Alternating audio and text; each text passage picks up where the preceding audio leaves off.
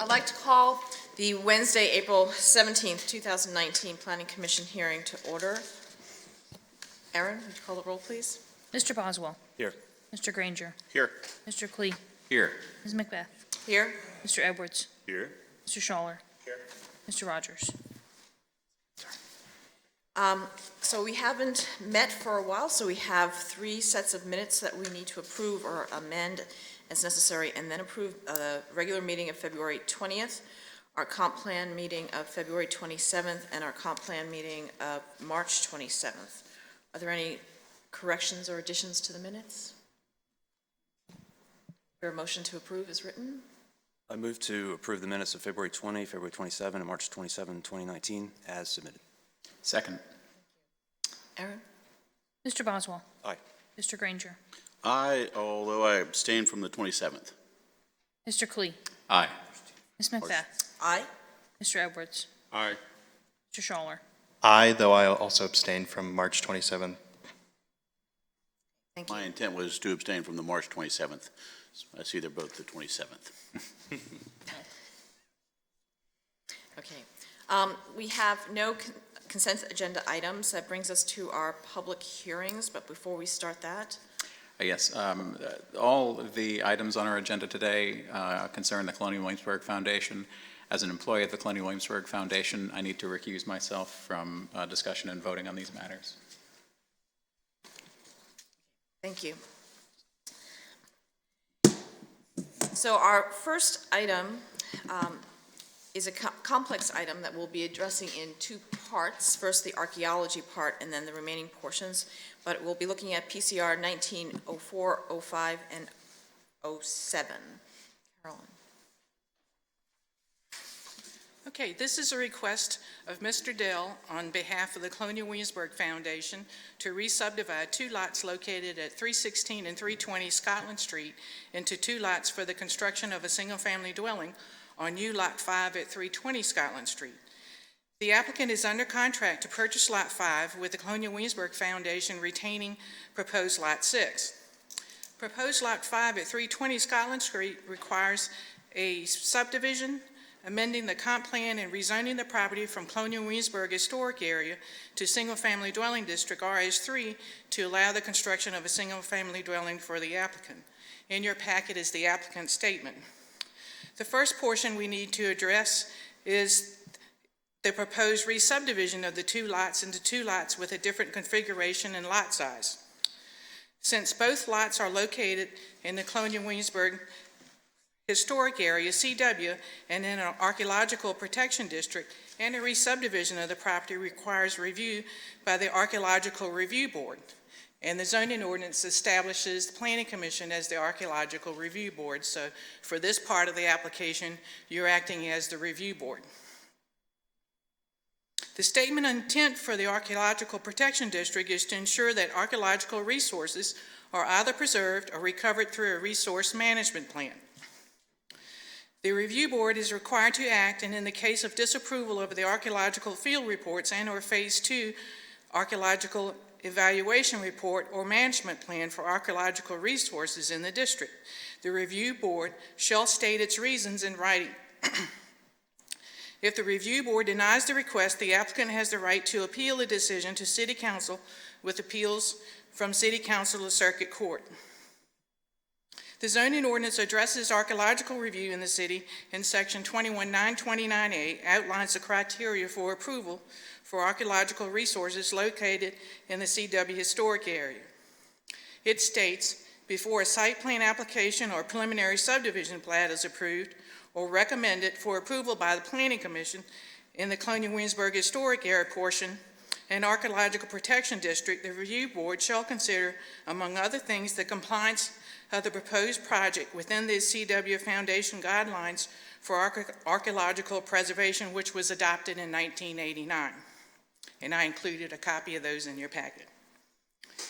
A Phase 1 archaeological field study was performed on the site in 1995 and recommended further testing to determine the integrity and nature of the archaeological deposits before any ground disturbance to the site.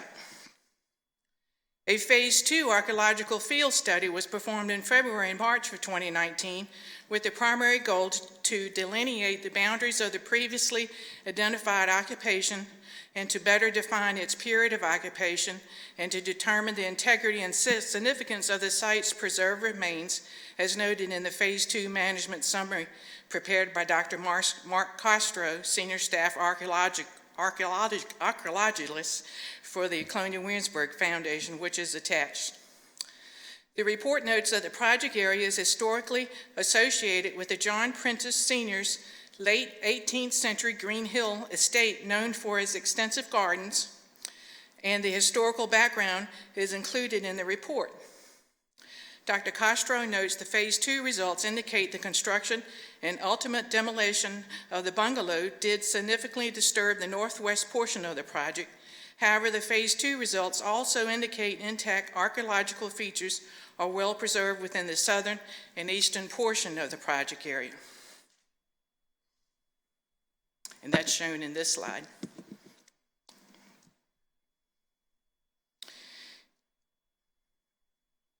He states that if there is no option for site avoidance, a Phase 2 data recovery excavation will be needed prior to any further alteration to or construction on the property.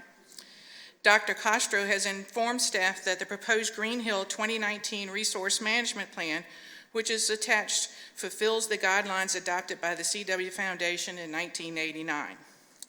The owner has provided documentation that the Board of Trustees has voted to sell this property since they have determined it to be surplus property to the needs of the foundation. The first item that needs to be a decision be made for these cases is the Archaeological Review Board to determine if the Phase 1, Phase 2, and Resource Management Plan are sufficient to grant approval. Based on the field work and the proposed Phase 3 recovery, staff recommends approval of the subdivision request and archaeological assessment to reconfigure the 2 lots as shown on the attached subdivision plan prepared by Land Tech.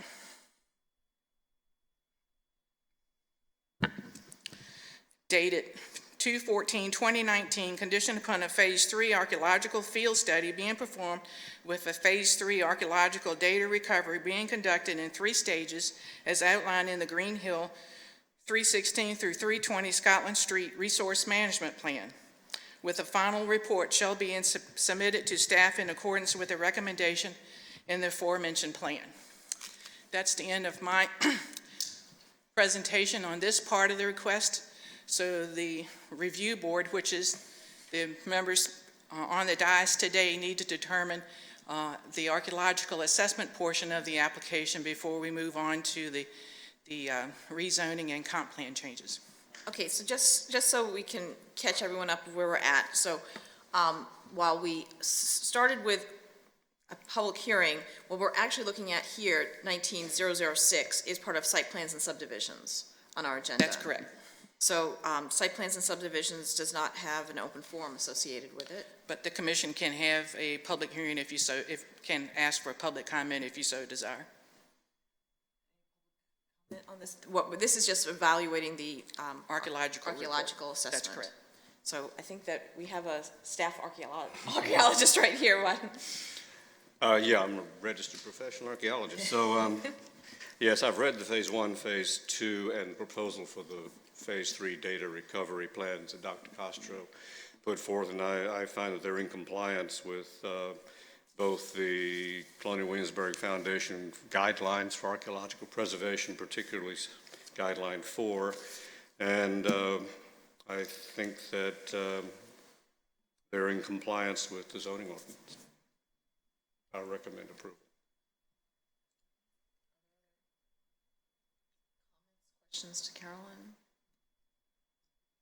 No. Motion on that, maybe?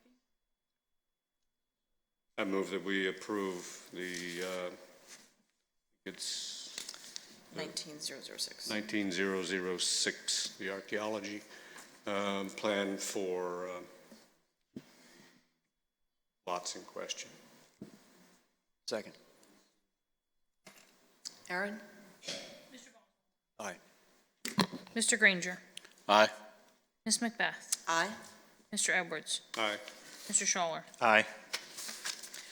Okay, so I think that now that we have that detail underway, I think these are the more complex cases. Yes, that's correct. The next two portions are the requests to do the comp plan change and the proposed rezoning of the property. The current comprehensive plan designates this property as Colonial Williamsburg Historic Area. It states that this district encompasses the Colonial Williamsburg Historic Area and establishes to preserve, protect, and maintain the distinctive character and historic importance of the restored area. This character is implemented by the CW zoning district. The applicant proposes to designate the newly created Lot 5, which is .232 acres, located at 320 Scotland Street, to medium-density, single-family detached residential. That district in the 2013 plan says these areas are planned for single-family detached residences developed at a moderate density of up to 5 dwelling units per net acre. This category is intended to promote the development of affordable detached housing on small lots located within master plans, neo-traditional style subdivisions. This parcel, as you can see, that's the outline and the overhead that shows both of the parcels, the smaller one and the sort of L-shaped one. This parcel is currently zoned Colonial Williamsburg Historic Area, CW.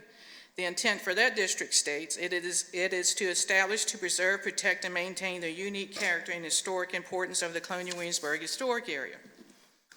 The applicant proposes to rezone this lot, the newly created lot at 320 Scotland Street, to single-family dwelling district RS3, which reads, this district is established as a single-family residential area with medium population density. The regulations for this district are designed to stabilize and to protect the essential characteristics of the land and to promote and encourage a suitable environment for family life. To these ends, development is limited to a relatively low density and permitted uses are limited basically to provide homes for residents. Certain additional uses that may be compatible with single-family neighborhoods, such as churches, schools, and daycare centers, may be allowed with the issuance of a special use permit. Staff has looked at the request and doesn't think that a traffic impact assessment or a public utility analysis or fiscal impact study is necessary. In 2003, the Colonial Williamsburg Foundation filed a rezoning request to expand the boundaries of the CW historic area for 4 areas totaling approximately 128 acres. One portion of this request was to rezone 13 existing vacant lots located in the blocks surrounding Prince George Street, North Henry Street, Scotland Street, and Nassau Street, consisting of 3.67 acres from downtown residential RDT to Colonial Williamsburg Historic Area, CW. The rezoning request noted this parcel is made up of most of the block bounded by Scotland, Nassau, Prince George, and North Henry, and is now vacant land. This area is a part of Sub-Area 3 in the city center planning area and is designated by the comp plan as medium-density, single-family attached residential land use. It was envisioned that this area would be a part of the mixed-use downtown when development along with the LB1 district land on the west side of North Henry Street. The plan at that time stated that it foresees the center city planning area as an increasingly vital and active downtown area, supporting mixed uses, including additional housing. The RDT district allowed single-family and duplex dwellings by right and townhouses and multifamilies with a use permit at a density of up to 8 units per acre. The Site Plan Review Committee reviewed this request at their March meeting and recommended approval. The applicant is proposing to amend the comp plan and to rezone the proposed new lot, which is Lot 5 at 320 Scotland Street only, that's the small lot, to single-family dwelling district RS3.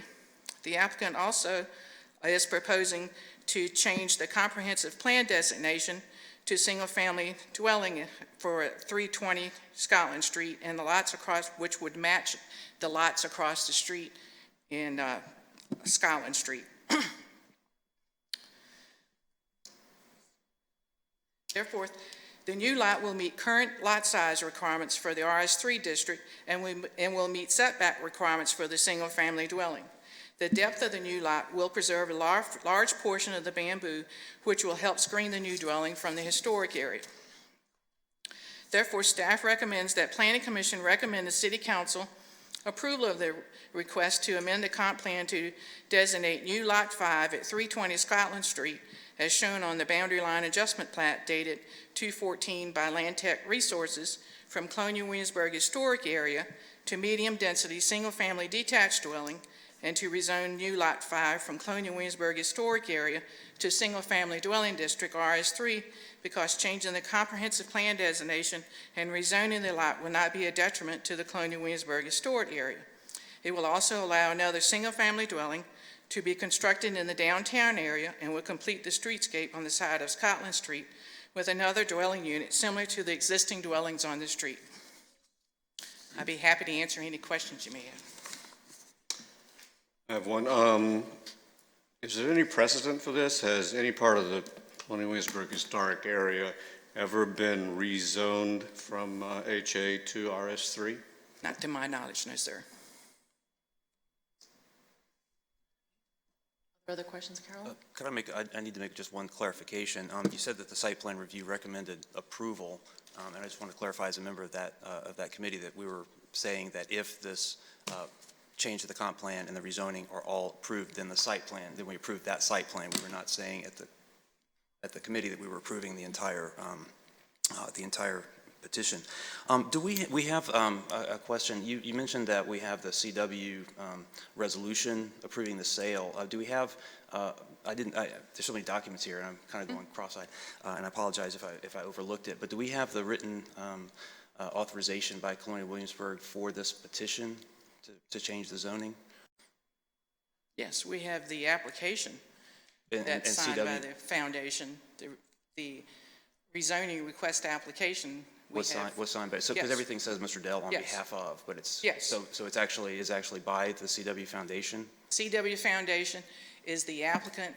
They have given Mr. Dell the right to apply for the rezoning on their behalf. Okay. He is the contract purchaser. Okay, so the language I wasn't 100% clear. Thank you.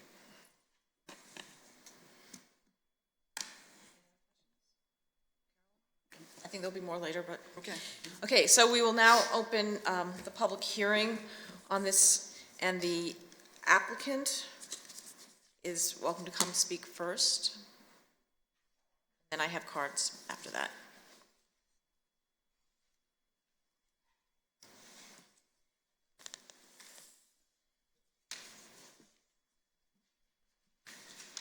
Well, good afternoon. My name is Bill Dell. I currently live at 245 North Henry, which is right around the corner from the property in question. And I'd like to thank you all, members of the Planning Commission, for the opportunity to discuss with you the culmination of almost 2 years of work that my wife and I, along with Jeff Duncan, have been doing, trying to come up with a reasonable and good plan, to purchase a piece of property that we can build a very nice house, colonially inspired, close to the historic district, and at the same time maintain the character and the integrity of the Colonial Williamsburg historic area. I'll be happy to address any particular concerns or questions you might have, but first I'd like to speak to some of the concerns Mr. Carson, Mr. Chappell, and Mr. Black have brought forward in various emails, to the Planning Commission.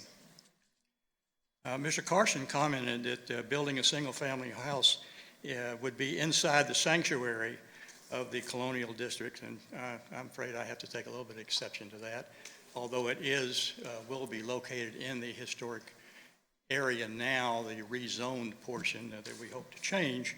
It was not part of the original proposed property that Mr. Goodwin and Mr. Rockefeller all planned back in the early 1900s. The proposal continues to provide the buffer zone for which the zoning was changed in 2002 from single-family residential back to Colonial Williamsburg zoned property. I think that's interesting to note that prior to that, the property along Scotland Street there was zoned single-family residential, and now all we're doing is asking to rezone a small portion of that property back to residential, with the remainder remaining Colonial Williamsburg Historic District. And I think it's important that everyone, you all particularly, and everyone here understand the extent that we've gone to preserve that particular aspect of the Colonial Williamsburg District. Carolyn, can we have that back up the screen, the first one that shows that? One more back, there we go. Do you have a laser printer that I could use?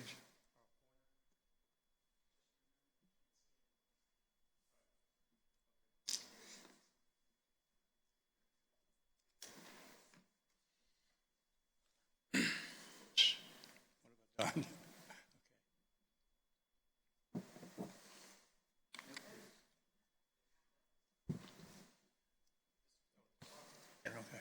Okay. You can see that as outlined in red here is the proposed lot. And the lot is, again, a small portion. It looks a little bit larger here than it actually is, particularly with the building size, because don't forget that we have a 25-foot setback in the front, a 25-foot setback on the back, and 7.5-foot setback on either side of the property. The original property, lot 320, is the property that comes along from here all the way down, and that was the original part. Lot 316, the original lot 316 followed this down and then down to here, comes over, down, all the way back over. I'm sorry, this is 316, the original comes over here and all the way back over to Scotland Street over in this area here. So what we're talking about is with the rezoning of lot 320, which will come this small square that we are proposing, the remainder, I'm sorry, this prefer. The remainder of all of this property is going to retain and be converted to lot 316, which is going to preserve the green space and buffer zone into Colonial Williamsburg and to the historic district.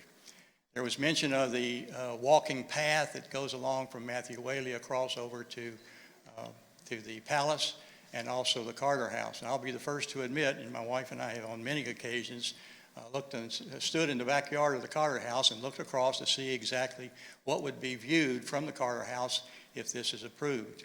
In the summertime, you're not going to see anything from the Carter House. In the wintertime, admittedly, you will, because there are no trees. The bamboo that is there is evergreen, so the bamboo that will be remaining after we clear the lot will still hide the property or our house from along Prince George Street, which is over here. So there will be a good buffer, again, going into the historic district. I just want to make sure that everybody understands exactly what we're doing here or trying to do, and that the actual footprint of the house is going to be much smaller than what you see here as far as this outline is concerned. I'd also like to reemphasize that the house that we plan on constructing is going to comport with all of the architectural requirements of the Architectural Review Board, the architectural requirements of Colonial Williamsburg with regards to the construction of the house and the outside appearance. The outside appearance of the house is going to have wood beaded siding. We plan on the true divided light windows that are going to comport with the other houses in the Colonial District. Going to have rose head nails put on the siding, so it will also look. So what you're really going to see as you come down Scotland Street and starting to enter into the historic district, what you're going to see is what looks very much like an actual historic home, although it's going to be new. My wife and I both much prefer older homes, and we are going to make this house as old looking as we can, while at the same time make it convenient for us to age in place and hopefully be able to stay there until we make the big move to 6 feet under. So that's our overall plan. Some of the other comments Mr. Carson made, that CW's best friends don't trespass on historic area, they make it better. Well, I'd like to respectfully submit that that's exactly what we're doing. We're not trespassing, we're making it better. We're making a beautiful home as an entrance into and still maintaining the preservation of the historic area. Mr. Carson also mentioned that some of the other folks that had been wanting to live in the downtown area had remodeled old actual historic homes. Unfortunately, Suzanne and I are not multimillionaires, and we're just not able to do that sort of a construction, with regards to designing and doing a house, for us later on. Building an appropriate home in the Green Hill District is the next best option, and certainly the best option for us.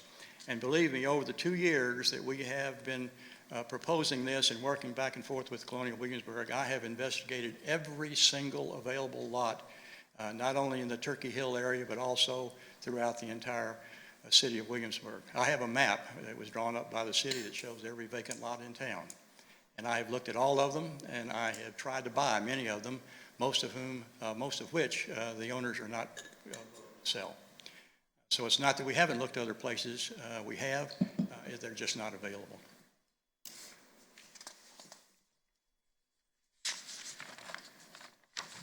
And as I tried to emphasize before, and I think I did, the approval of the request does not in any way remove the safeguards entrusted to you as the Planning Commission with regards to the historic area of Williamsburg. Mr. Chappell also disagrees with me, and I again have to respectfully disagree with him, and I'm sure he will be up here in a few minutes to talk his points. Mr. Chappell maintains that it will reduce the property protection. I think I've already addressed that. The approval leaves the property protection intact because we still have almost an acre of land that is still going to be the buffer zone coming into the historic area. Outside, the area, that we're talking about is outside of the restored area established in 1942, in 1947, and again in 1979. So this was not part of the original plan within CW. The 2002 change from the residential back to CW was primarily to provide the buffer zone, which you've already addressed, and also to provide a pasture land, for the horses and the cattle that are there. That pasture still remains.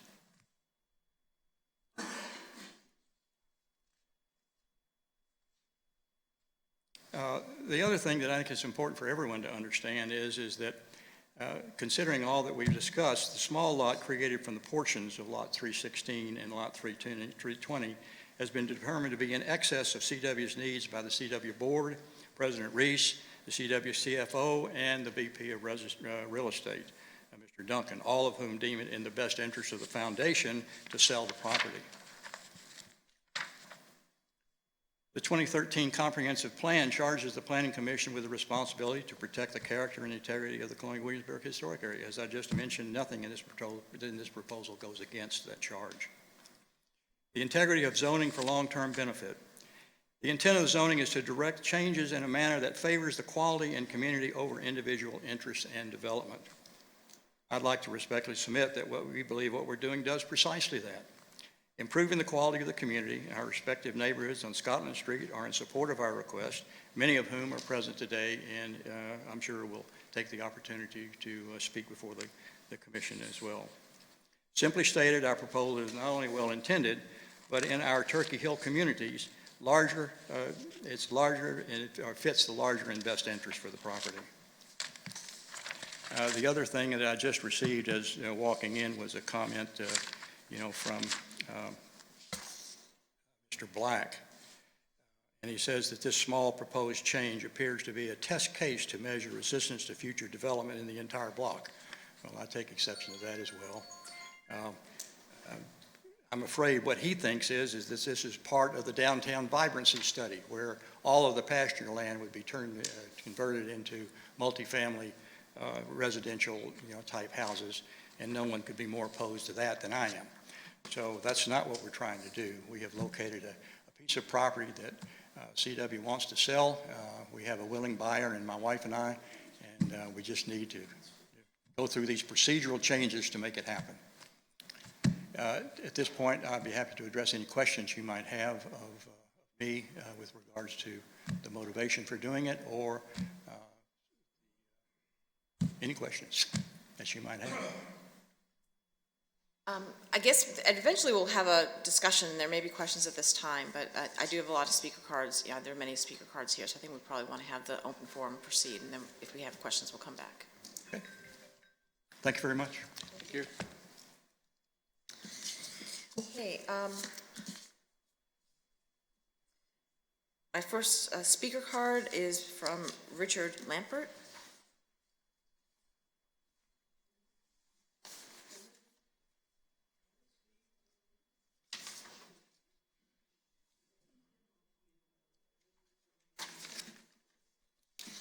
Hi, I'm Brigham Lampert. I live at 349 Scotland Street. I currently am right across the street from the Dells, and I live at the end of the block on which the proposed property line is. I am the gentleman who wrote the petition that was submitted with your packet, which was signed by essentially all of the great majority of residents, owner-occupants, and otherwise residents of Peacock Hill. That petition, just for way of explanation, really was in response to the downtown vibrancy study and the potential rezoning per the comp plan. There was some scuttlebutt this summer about us changing from an RS3 to otherwise, and it was not directly linked to the Dells, but I think today that it speaks to the Dells proposal. So the major outcomes of our unification as a Peacock Hill neighborhood, as evidenced by that petition, are the following: that we like being residential. We like being RS3. We do not want to become limited business. We do not want to become mixed use. We like the pasture the way it is. We like our neighborhood. We like the fact that it is residential at the density level that it currently is. When my wife Jennifer and I first bought our house and moved down here in 2009, I can count on my fingers the number of actual residents at Peacock Hill at the time. But it's grown far more residential over the intervening decade. Speaking for myself, I can't speak for all of the petitioners, but speaking for myself, I would say that allowance for the Dells to build their house on that particular lot and therefore expand the residential streetscape would simply enhance the residential quality. It would just make it grow even much more than it has in the last 10 years. That's my personal opinion. We consider ourselves friends with every resident on our block, including Miss Rosemary Friend, who lives directly next to the Dells. I personally can say that they're good neighbors, the Dells are. We like them, and we think certainly that we would like to see them stay in Peacock Hill.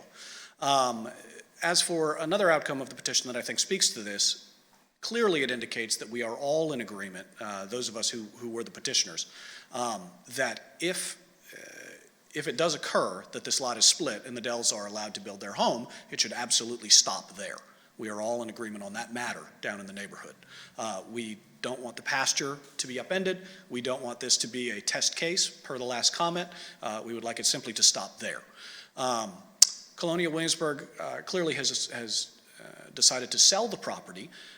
The archaeological findings of the Phase 3 are beyond me, and certainly, well, both legally and in terms of my area of expertise. So I can't speak to what the archaeology may unearth, both literally and civically. But I will say that if Colonial Williamsburg, regardless of the findings of the Phase 3, is intent on selling the property, then I agree with the comments of our other neighbor, Tara Reeves, that you're not going to find better stewards of the neighborhood and Colonial Williamsburg than the Dells. They are excellent neighbors. Thank you. Thank you. Thank you, Mr. Lambert. My next speaker's card is from Susan Buck.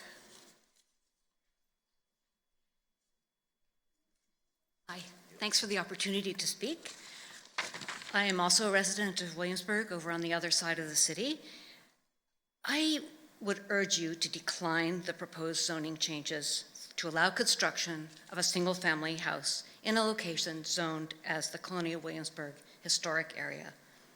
The first point I'd like to make is that the present zoning reflects an ethic that extends back to at least the 1920s, when Reverend W.A.R. Goodwin and John D. Rockefeller Jr.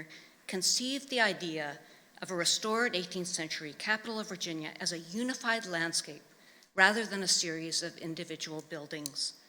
Specific boundaries were drawn by Colonial Williamsburg in 1942, and the city designated the historic colonial area in the first zoning ordinance in the city in 1947. So the bounds have grown since then and were extended with After very careful research and planning in 2002, the Scotland Street property was included for extremely solid reasons, including to preserve the green, unspoiled view from the Robert Carter property. To reduce the bounds now, to allow private construction clearly visible in perpetuity from the Carter House, the Palace Path, and Nassau Street would be an unfortunate and senseless choice. And the Dells may be conscientious, excellent stewards, but beyond their ownership, you still don't know what's going to happen to this property if a house is on it. Second, consistency in enforcing well-planned zoning is essential for good governance. There is no public benefit in making this choice for short-term private benefit, only public loss. Such a decision would be seen as both contrary to past practices and arbitrary, frivolous, and inconsistent. It would open the city to challenges to other parts of its zoning. Thank you. Thank you. Our next speaker is Edward Chappell. Hi, I'm Ed Chappell. I live in Pollard Park, south of the college. The present bounds of the historic area, the most recent bounds follow a whole series of Colonial Williamsburg and city zoning adjustments that have always increased the size of the historic area in thoughtful ways. I don't think there's been any other case in which those increases that were then stepped back to make special exception for a private home. All these decisions were very carefully researched and established and reviewed to protect the individual buildings and landscapes, particularly with an eye to what we've all called since the 1960s view sheds. Historic preservation since the 60s has been less about individual great buildings and more about communities, the view, the context, the views, the historic environments in which landscapes and historic buildings sit side by side. So it's really a concept of a unified cultural resource. And if you start to chip away at the edges of the resource, you spoil the whole. We've always moved forward, just about always. I don't think we've ever moved back in this kind of way.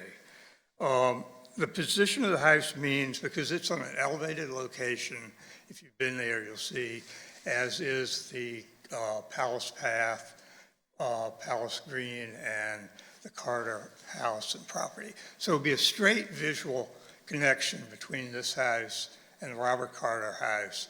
And really the best gentry, not counting the Governor's Palace Gardens, but in many ways the Robert Carter Garden is the best gentry formal landscape in town, and that will certainly be affected by this. Another point is I think it's extremely important for you to be consistent in enforcing zoning. Zoning's all about community, not about personality. The Dells are wonderful people and their intentions are good, but you need to make decisions based on what's beneficial for the community as outlined in the zoning. If you do otherwise, if you're inconsistent, then you create the appearance of arbitrary action. And it seems to me you would place the city zoning in an unfortunate position. So if we make an exception for this little piece of land, what about those, what about the other areas? What about the east side of Waller Street? What about the pastures along Route 60 as the eastern approach to the historic area? What about the setting of Bassett Hall, which is inside the historic area, and its woodlands? What about the pastures pretty much everywhere at the bounds of the historic area? These are all of a piece. And to say that the view is not a part of the original scheme. There is no biblical original scheme for Colonial Williamsburg and historic preservation. It is one that has developed intelligently going back to the 1890s, but especially in the 1920s with John D. Rockefeller and W.A.R. Goodwin. Countless people revere what our predecessors have done, primarily Goodwin and Rockefeller and the countless people who've followed them. But a place doesn't survive if its current residents don't protect and enhance it. We can't rely on those in the grave. It's our responsibility, it's your responsibility as caretakers of the historic area zoning to maintain that zoning and not be frivolous in chipping away. Thank you. Be happy to answer questions. Thank you. Thank you for your letter that you sent as well. Okay, my next card is from Larry Comesher.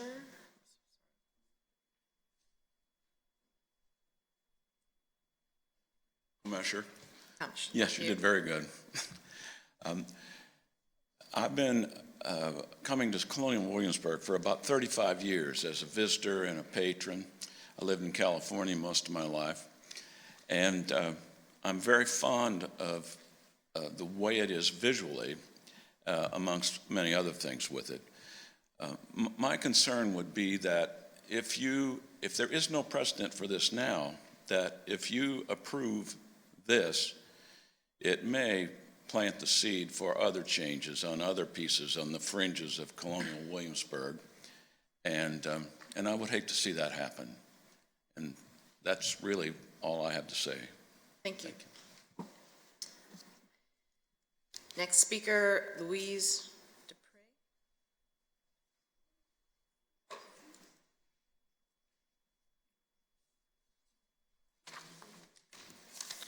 Madam Speaker, my name is Louise Dupre.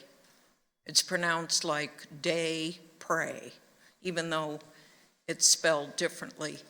But I'm here today for the same reason as the previous speakers that we've heard.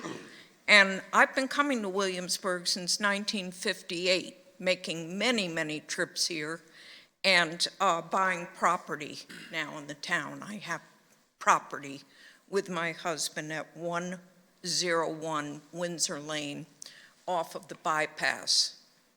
Now, the thing is, I also live in Chicago, Illinois, and I feel that the situation, although you could not imagine it, is very similar, because in Chicago, they are chipping away at one of the finest parks in the city.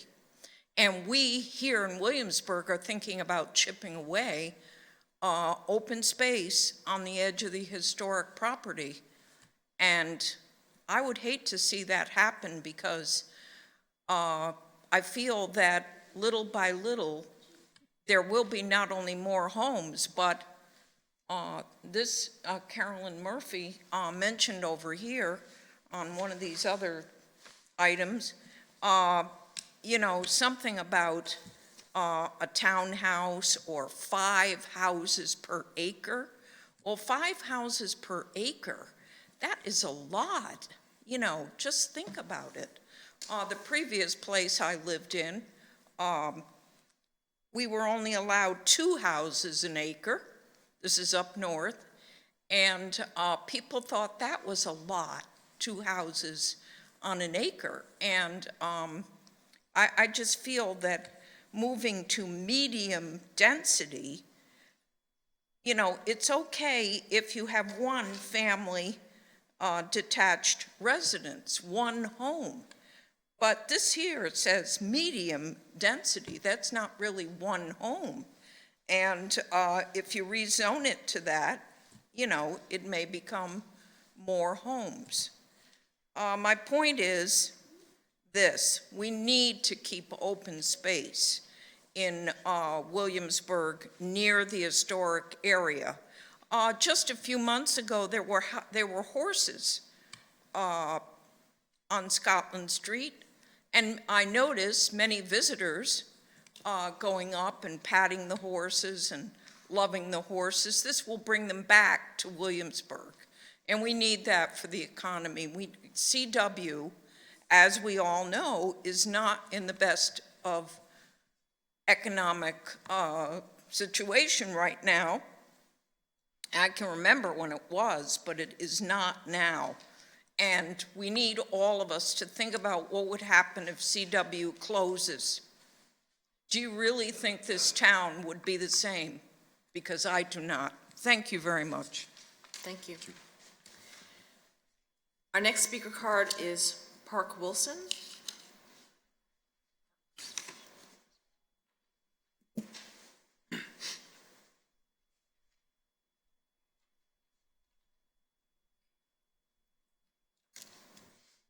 Madam Chair, I'd like to first apologize for my lack of proper clothing. I've been doing a lot of landscaping and didn't have a whole lot of time to get here. So We're glad you're here. So I own the property at 321 Scotland Street, which is diagonally across the street from the proposed property for Colonial Williamsburg recommends a sale on, and the Dells would potentially purchase.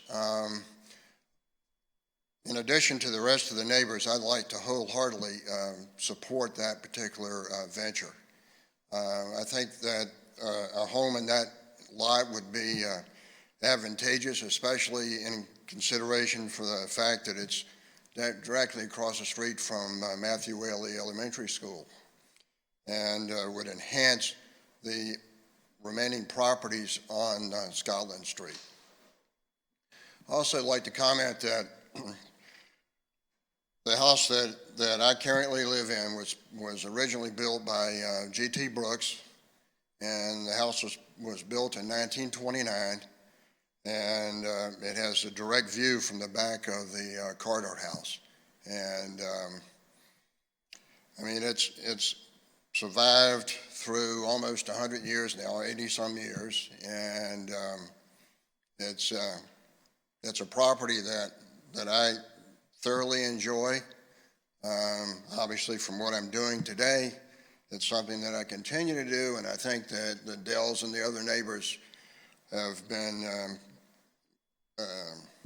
very involved in property maintenance and the way that the streetscape looks. And I personally get a lot of comments about the neighborhood from visitors to Colonial Williamsburg from all over the country about what a nice area this is and how well the area is maintained. And I think that the proposed property rezoning would only enhance that. Thank you. Thank you. That was my last speaker card. I see some other folks who might want to speak. Mr. Schatz has gotten up a couple of times, so I'll call you out since... My name is Frank Schatz, and I am a taxpayer resident of Williamsburg for the past 38 years. So I have a strong feeling about Colonial Williamsburg. I have known the Dells also for many years, and I don't think so. Colonial Williamsburg heritage can find a stronger protector of it than Bill Dell. He changed from a Navy commander chasing Soviet submarines to a bugbinder at Colonial Williamsburg. He just loves Colonial Williamsburg, so he never would do any harm to it. I have seen the plans for the house what they intend to build, and it will be a showcase for separating Colonial Williamsburg from the rest of the city. It will look like an old colonial house, just beautiful. So I don't think so it will do any harm to whatever Colonial Williamsburg ought to be. The second thing is I want to say that I have great respect for those pure people who want to keep Colonial Williamsburg as it ever was. I have great respect for them. But if they have their vein Colonial Williamsburg won't exist for too long because they will run out of money. They need to have a freer hand to do things what will keep it viable. And I think so it is what they are doing.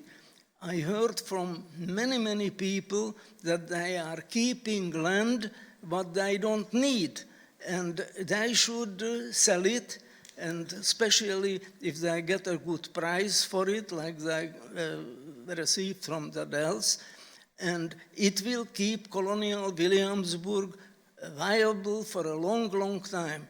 Otherwise, it will just fade away.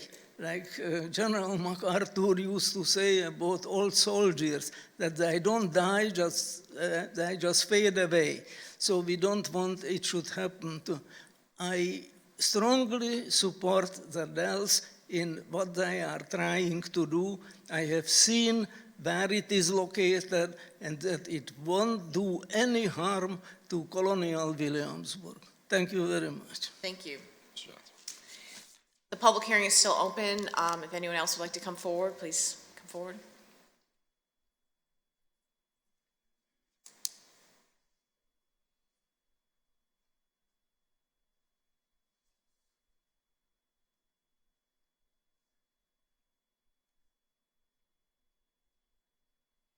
I'm Hatley Mason. I own Mermaid Books, and I have for the last 10 years. I've known the Dells for 5 years, I believe. And they are, as everyone's attested, or as a lot of people have, they're excellent people and excellent neighbors, and they understand the colonial culture, and they understand the importance of preserving the integrity of our neighborhood. And I am just as afraid as anyone else of development coming in or people commercializing the area. I rent a place from Colonial Williamsburg right at the corner of Lafayette and Henry, 333 North Henry Street. And we have a mixed neighborhood, but right across the street we have this medical building and things like that. But you don't really build a community by just having empty buildings or even green spaces. I love green spaces, but people make a neighborhood. And so I support the Dells 100%, and I hope they will attain their dream. Thank you. Thank you. Does anyone else wish to come forward? Please come forward, yes.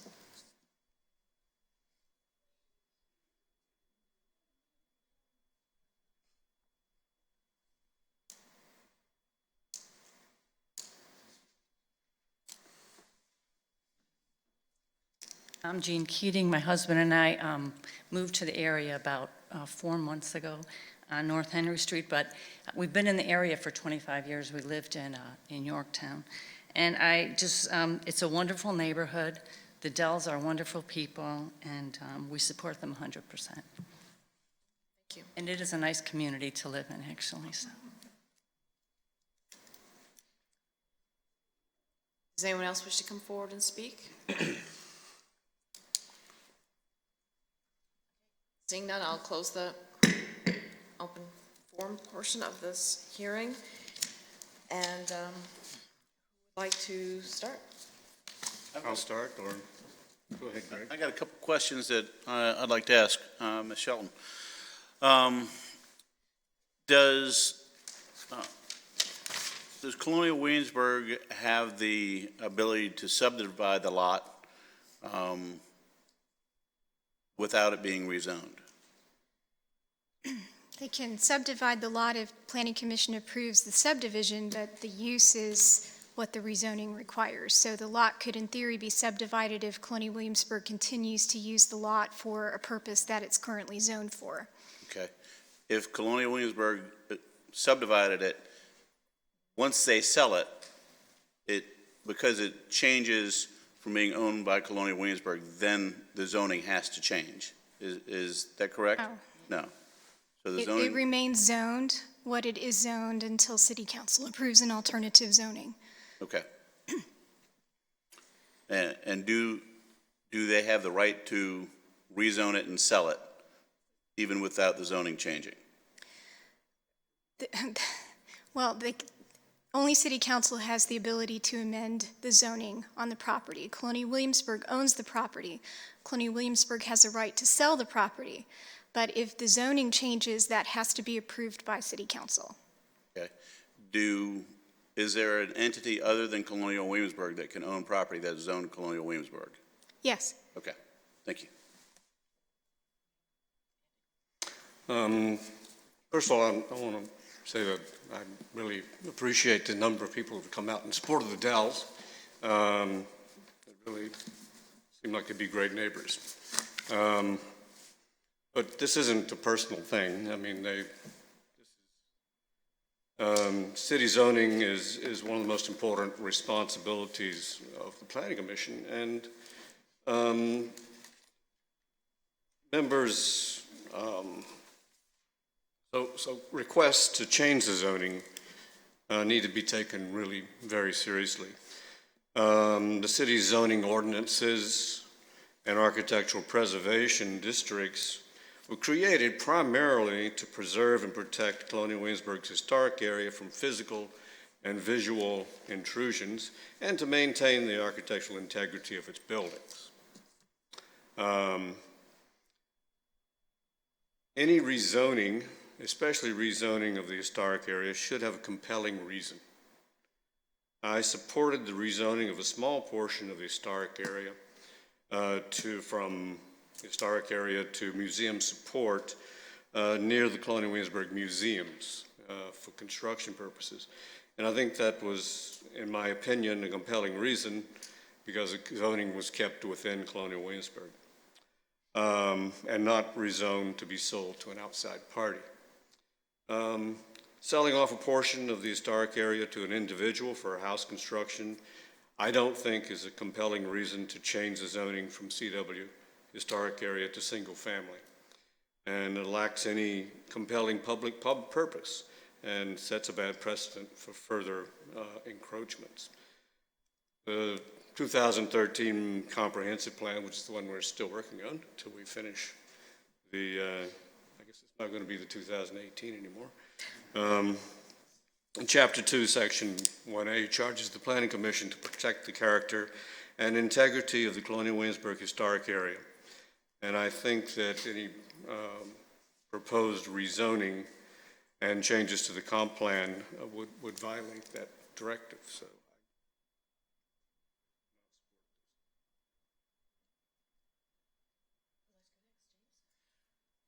Well, I hope some of you were present at my when I spoke at Colonial Williamsburg Antiques Forum, and if you got the gist that there's nobody that is more supportive of Colonial Williamsburg than I am. But I have a couple of points about this zoning change, this requested zoning change, which fall under sort of the overarching theme that has informed my prior comments about changing the comprehensive plan, and that is that when it's in the comprehensive plan, we have to be very cautious about making any changes. I've been looking through the record here, all the documents for evidence of any of the 4 general circumstances or criteria that have to exist for a city to rezone property, and those are public necessity, convenience, general welfare, or good zoning practice. There should be ideally factual support for all 4 of those, but at least one is required. I don't see that the first 3 of those criteria are implicated here at all. It's not necessity or convenience or general welfare. So in my mind, it becomes a question of good zoning practice. Is this proposed change good zoning practice or not? Again, as Mr. Edwards said, setting personalities aside, that's our job, is to decide if this is good zoning practice or not. So turning to that question, I look at the statutory purposes of zoning, and one of the key ones, particularly in Williamsburg, is the purpose of a zoning ordinance is to protect, one purpose is to protect against encroachment upon historic areas. And one way to protect against encroachment upon historic areas is through a buffer of land that protects the immersive experience in a historic area like Colonial Williamsburg, to ensure that the sights and sounds of the 20th and 21st centuries do not encroach on the 18th century experience. These buffers are very consistent with National Register of Historic Place guidelines, with World Heritage Site guidelines, and not coincidentally, that was a key goal of John D. Rockefeller Jr., who wrote, quote, "The restoration of Williamsburg offered an opportunity to restore a complete area and free it entirely from alien or inharmonious surroundings." The source of that quote is the Colonial Williamsburg website. In 2005, the Colonial Williamsburg Foundation issued a press release bragging on the expansion of the historic area, quote, "to provide a natural buffer from modern intrusions," end quote. The source of that quote was the Colonial Williamsburg website, and I believe that the parcel at issue was referenced in that press release. And then more recently, in the 2016 annual report, CEO Mitchell Reese wrote that Americans are hungry for authentic experience and that immersive travel experiences are in demand. So throughout its history, from the beginning with Mr. Rockefeller all the way through our current administration, there's been an emphasis on protecting the buffer, protecting the immersive experience that is so important, was so important to Mr. Rockefeller, and Dr. Reese emphasized it, and it's cherished by so many of us. So my view is that the existing buffer, I'm sorry this is taking a long time, the existing buffer is good zoning, so we have to look at the specific reasons why this request is being made. Why, you know, is there a good reason that that benefits public interest, other than merely financial gain for the property owner?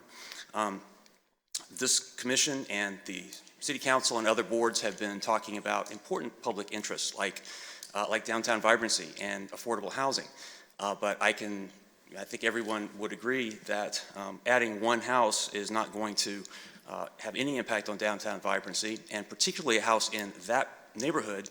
This is a trophy property. It's not going to be affordable, and nothing much in that house or in that neighborhood is going to be affordable, other than to the most affluent of our landowners. I think it would set a dangerous precedent, because it appears that all we're doing is requested to make a zoning change just to benefit the financial interests of one landowner, and I don't think we should set that precedent. I think it's very dangerous. I know that some of the neighbors have been concerned by the downtown vibrancy study, which recommended turning Peacock Hill into a version of Philadelphia's Society Hill. If you've been to Philadelphia, you know that Society Hill is mostly period buildings, and it's one of the most congested and expensive areas in all of Philadelphia. We certainly don't want to do that, whether it's with one house or with more dense. So my view is that the existing buffer is good zoning. It is in the best interest of all of us to retain that buffer, not start chipping away at it. And I don't think we should, as nice as everyone is, again, not personal, but I don't think the financial interest of one landowner should be grounds ever for changing the comprehensive plan zoning. Sure. I appreciate Mr. Boswell's comments. I think that they reflect well some of the discussion that we were having at site plan that sort of extended beyond just the bounds of dealing with that site that we were pleased with, but realizing that there'd be a need for this conversation and to listen to feedback. And I think, well, for one, I agree with most of Mr. Boswell's points, and so hopefully that saves a little time for me to speak. But the one thing that I think that rezoning this property would allow is that you state that there's sort of, you know, maybe none, there's sort of no impact to downtown vibrancy. I think there is marginal impact, but it would be a much better sell for me if we were talking about the opportunity for affordable housing, which obviously is not the case here. But I do think that when we've heard that there's this sense that, even just one house has the potential to sort of add to this neighborhood, increase the vibrancy. And I think that people that are visiting Williamsburg, do consider sort of the residential portions of our community as part of our vibrancy. So I think that's something worth us thinking about, but I think that that's sort of a higher level thought that maybe is more appropriate for when we're continuing to discuss the comp plan and not when we're dealing with rezoning one piece of property. Well, I first want to thank everyone very much for coming out today and start by apologizing too for coming late. I had something that held me up until 3:30, so apologies, Mr. Dell, for needing to come in the middle of your presentation. That being said, though, I did do extensive reading into this, and the other day actually walked by the property as I go to church around there near the Bruton Parish Church. In considering items in front of the Planning Commission, I look at two things that have been said regularly today, and that's public benefit and precedent. So in the ways of economic vitality or the personality of a region, or in precedent, in if we assume that what we do today will be referenced and then followed in the future, what way will the ship go? So in looking at the public benefit and the precedent of this region, it's a difficult issue because it's not necessarily and intrinsically bringing anything bad to the region, I don't think. But I do believe that while I believe the property would look wonderful and be well maintained, and of course the testimony of many of your neighbors, I must say I will not vote for rezoning because I don't think that it actually will benefit the entire public rather than just one neighborhood. I have another question, if I may. The property, as I'm looking at that to the right of it, that is there the possibility to require from Colonial Williamsburg, which would retain that parcel, to increase the landscaping there and enhance the buffer on that as part of the subdivision? Not as part of the rezoning. And that's what's before you right now.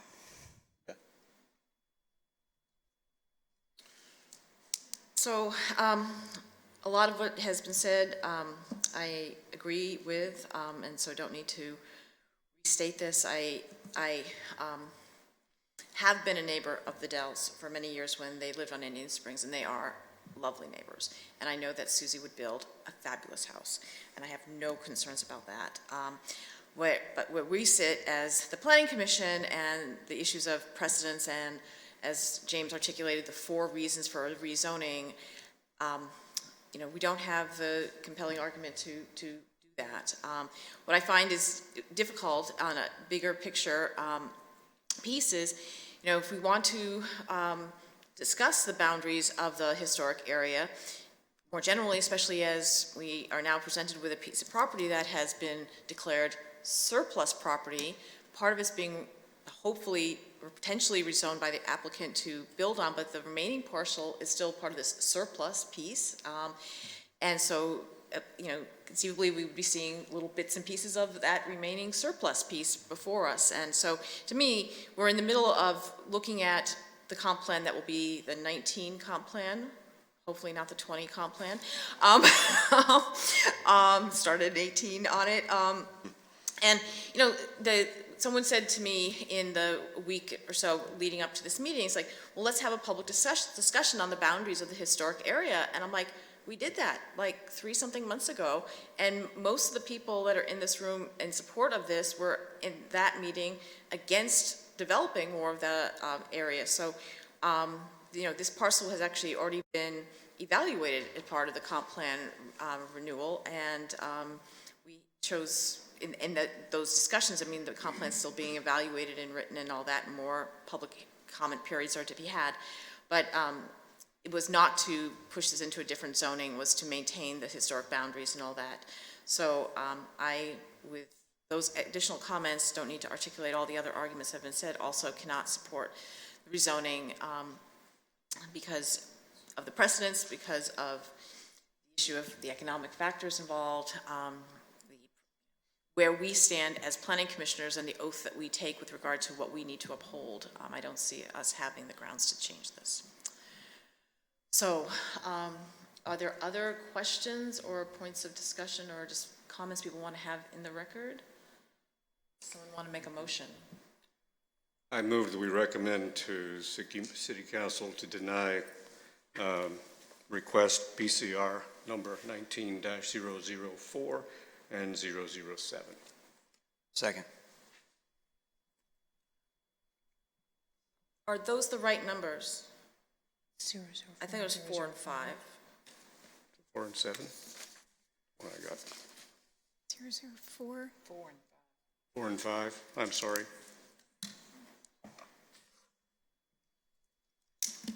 Is there a second? Second. Aaron, if you call the roll. Mr. Boswell. Aye. Mr. Granger. No. Ms. Macbeth. Aye. Mr. Edwards. Aye. Mr. Schaller. Aye. Mr. Rogers. Aye. Okay, so this brings us to PCR 19007, a request by Colonial Williamsburg to amend the zoning to allow food trucks.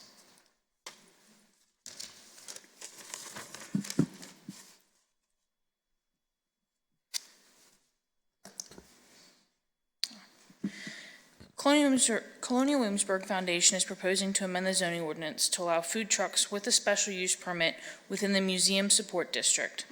The applicant notes they would like to have the option of allowing food trucks to support other food options for events they host in the Museum Support District, such as the Summer Breeze concerts. They recently adopted food truck regulations would be applicable in the Museum Support District should this text amendment be approved. The 2013 Comprehensive Plan designates Colonial Williamsburg Support District and defines that as an area that includes a variety of commercial and industrial facilities that support the function of Colonial Williamsburg.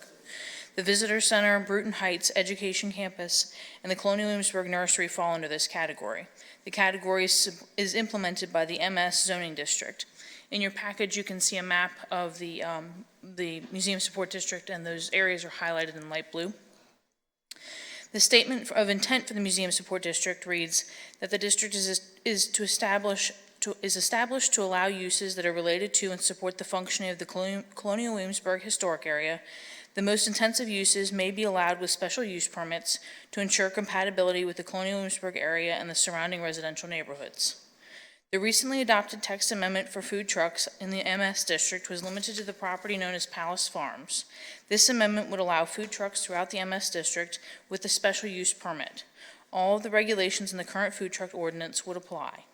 Staff supports the request to allow food trucks with a special use permit in the Museum Support District and recommends that the Planning Commission recommend to City Council approval of the text change as outlined in the attached proposed ordinance. I'm available if you have any questions, and there's a representative from Colonial Williamsburg here as well. Sure, and so just to clarify, so we all are on the same page with what we're doing. We previously approved a food truck ordinance, and so we're just modifying the MS zone to allow food trucks there, and then to attach that to the Summer Breeze concert effectively as a package. Yes, so I treated them separately because really this is a zoning text amendment that allows it everywhere in the MS district with a special use permit. As a part of the next application, Colonial Williamsburg is requesting that food trucks be allowed as part of the Summer Breeze concerts. Okay, so you're presenting them separately, we're not looking at them together?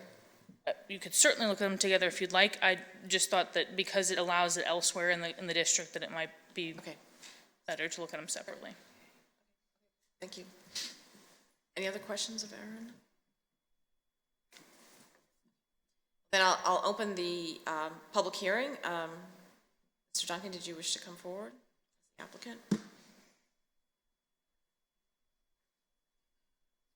Thank you. I'll just speak to the popularity of the Summer Breeze concerts as we moved them to the museum lawn last summer. There were times when we had 2,000 people on the lawn. So on 4th of July, we had upwards of 5,000 people on the lawn. When we start bringing in crowds of that size, it makes it a little difficult to feed folks through under a tent, barbecue tent, or even in the restaurants in Merchant Square. So what we're asking for really is some flexibility to, when we are expecting large crowds, to be able to bring food trucks in to help support the restaurants and other opportunities for food. So this would be a change to the zoning of the MS district as a whole, not just simply the lawn. Are there other spots in that perimeter around the core historic area that you would think you'd be using? I mean, obviously we did this for Palace Farms already, but that's not, from previous meetings, you've said there's nothing on the agenda for doing this summer there. We had not anticipated any other sites for events and that sort of thing like we're doing on the museum lawn, but the museum lawn has gotten popular over the past year for events other than what we're doing there. And any of those events would require a special use permit? Correct. So, okay, great, thanks. I do have a speaker card for this item. Louise Desprez. that want to speak on the items?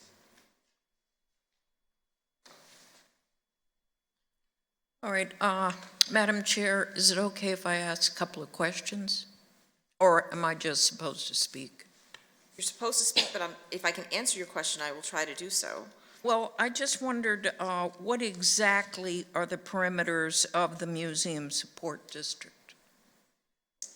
There was a graphic at the beginning of the presentation that showed the zoning districts. The center of that graphic was darker blue.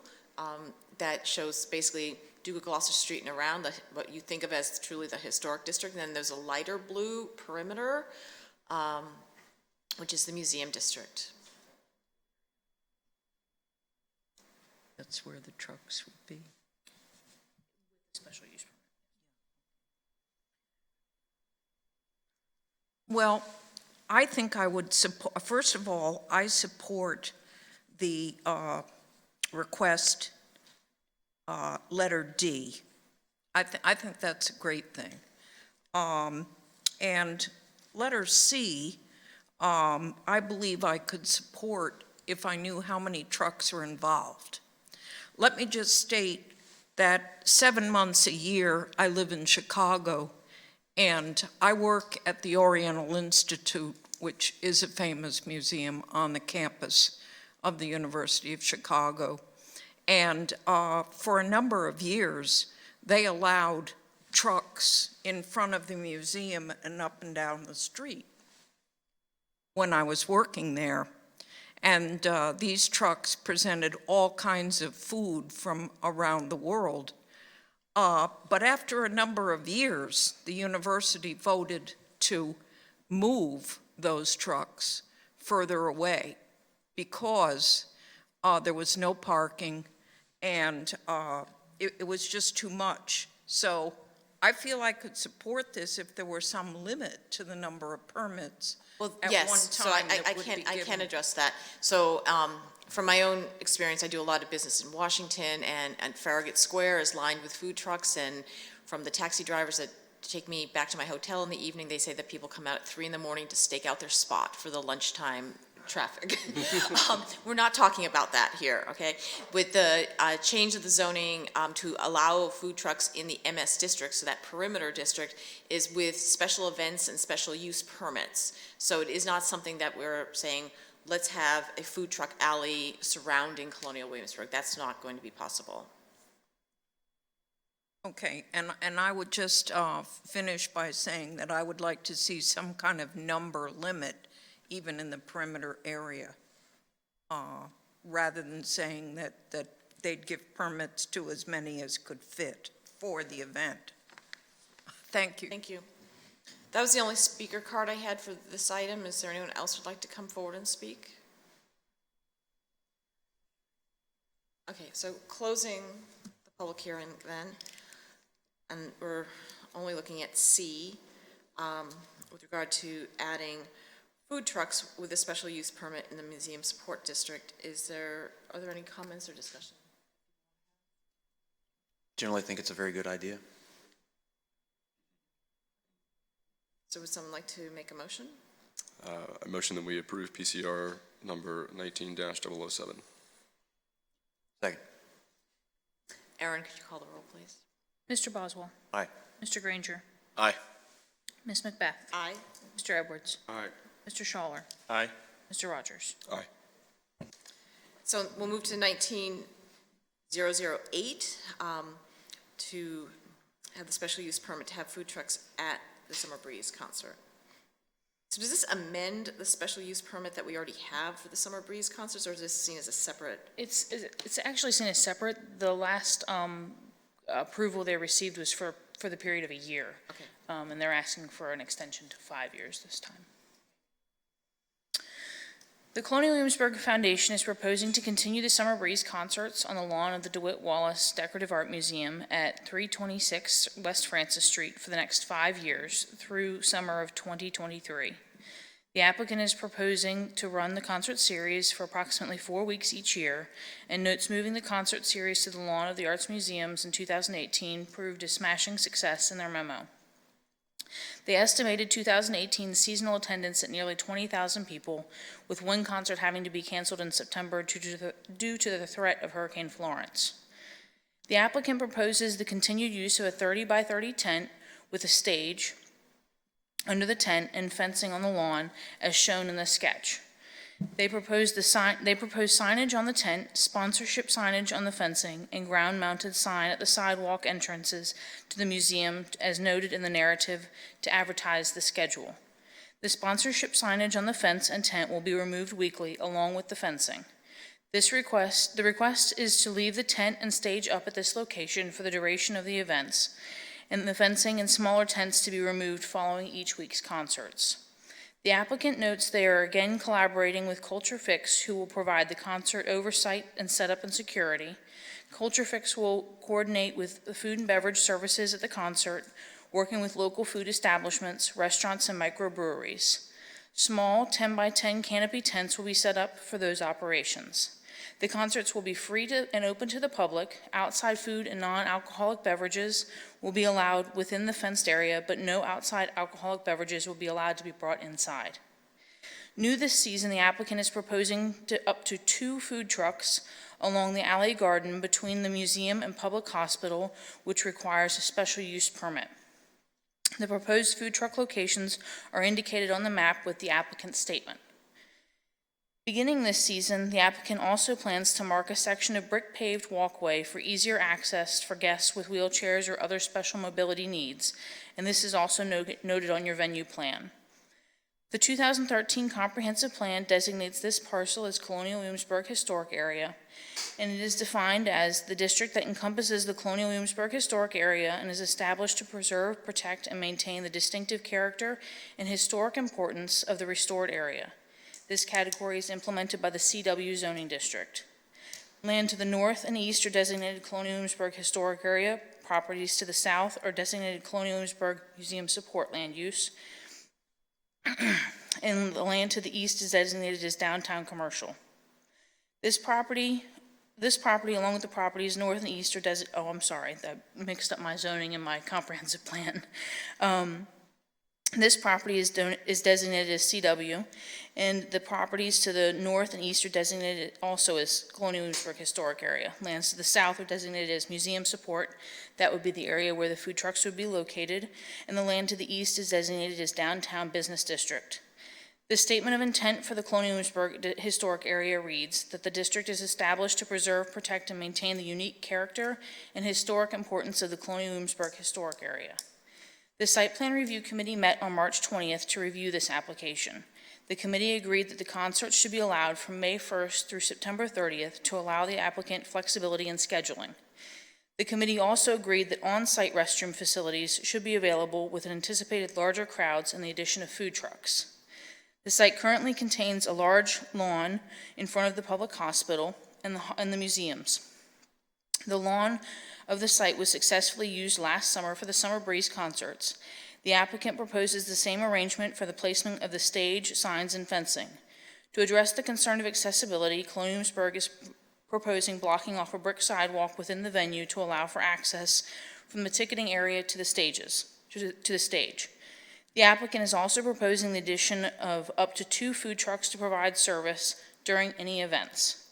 The Site Plan Review Committee recommended extending this approval period and including on-site restroom facilities. The applicant was amenable to both of these recommendations and asked for flexibility in how on-site restrooms were provided, either through existing facilities adjacent to the site or through portable facilities brought to the site. Staff recommends approval of the request to allow outdoor special events with the use of up to 2 food trucks for the Summer Breeze concerts as requested by the applicant, subject to the conditions in my memo. I'm available if you have any questions, and the applicant is also here.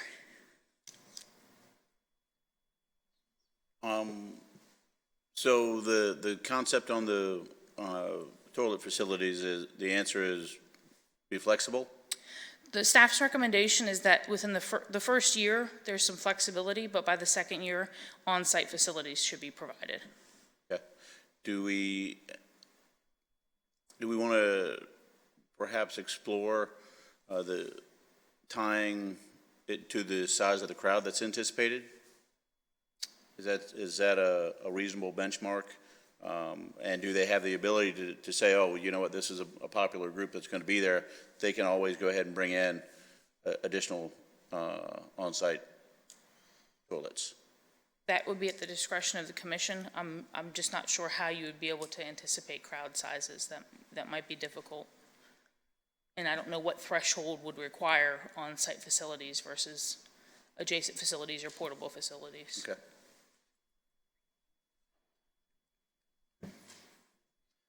I'll just mention, for Mr. Duncan's benefit, not to be lecturing, but we did have, at site plan review, we did have a lot of questions about the bathroom facilities, particularly with regard to safety. I mean, the more people you have crossing two streets, because the original plan was to use existing facilities across the street, and that was an issue. So it's always a good idea, you know, some of these lingering questions, I guess, could have been resolved then much more easily. So if you have any other specifics about the restroom facilities, we'd love to hear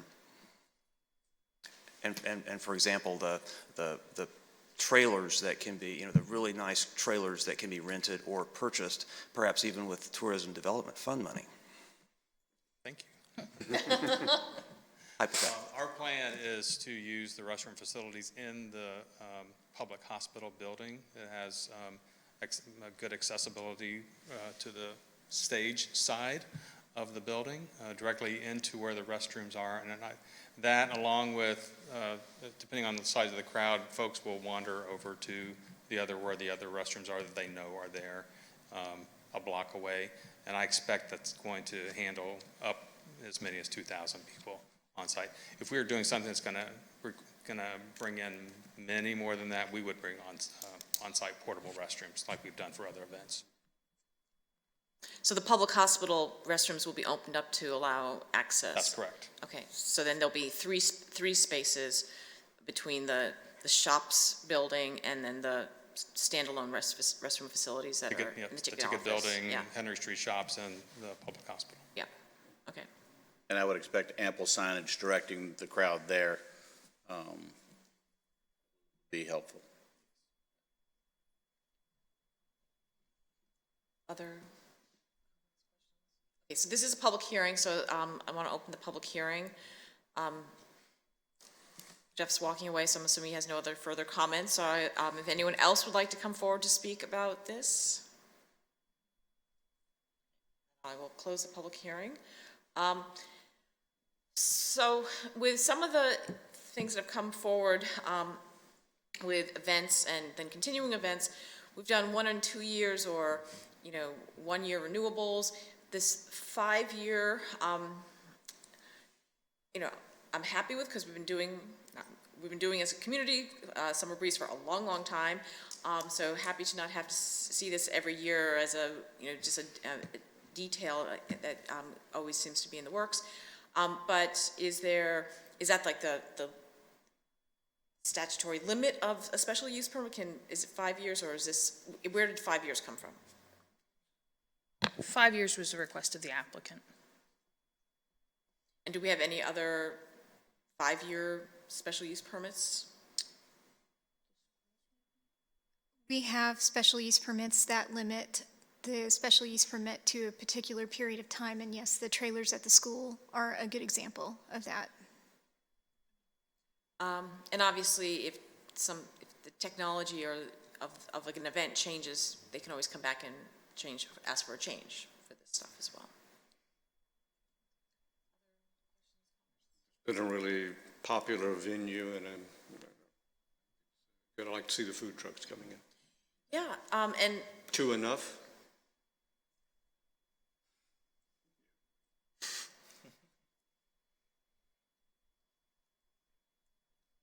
My first priority is to the restaurants downtown, and I don't want to cannibalize that, but there will be times when they can't handle the capacity. So I think 2 would be sufficient.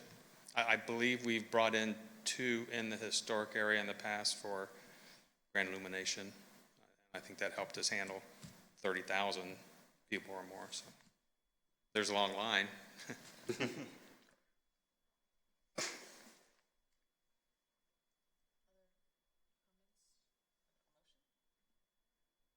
I motion that we approve PCR 19-8 as recommended by staff, including the conditions. Second. Aaron? Mr. Boswell. Aye. Mr. Granger. Aye. Ms. Macbeth. Aye. Mr. Edwards. Aye. Mr. Schaller. Aye. Mr. Rogers. Aye. Okay, this brings us to our open forum, time when public can come forward to speak on any topic that is before us today or coming in front of us in the future. If anyone would like to come forward to speak. Seeing no one. Item number 6 has already been taken care of. Is there any unfinished business? Madam Chairman, can I suggest that for site plans that you postpone that until next month, because it really is dependent upon what City Council does with respect to the zoning. And so I think should City Council have a different view than you, you will have the site plan back in front of you. And so may I suggest that you just postpone that for now until next month, and then if it becomes a moot point, we can take it off the agenda. Okay. So we will postpone item 6. New business, others, any other things? So we have in our packets, our electronic packets, our variety of information items. We will be meeting next week as we continue to work on the comp plan, and we'll be seeing a draft of Chapter 3. Fantastic. And we have a public hearing scheduled for May 15th on a request to rezone the Econo Lodge on 2nd Street corridor to a planned development housing district to convert the hotel into apartments. If there's nothing else, we're adjourned.